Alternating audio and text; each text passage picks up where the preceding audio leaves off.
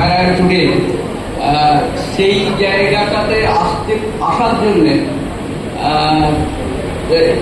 এই এখানকার যে কাজ করা, এখান থেকে আপনাদের কাছ থেকে শেখা, আপনারা যা শিখিয়েছেন সেটা আজকে ফায়ার টুডে এইটা কিন্তু বিল করতে অনেকখানি সাহায্য করেছে। এবং সেই পর্বে সিভিল মামলা, ক্রিমিনাল মামলা, এবং এখানে অনেক লেজেন্ডারি লয়ার তখন আমি পেয়েছি, এখনো আছেন তারা, তখনও ছিলেন।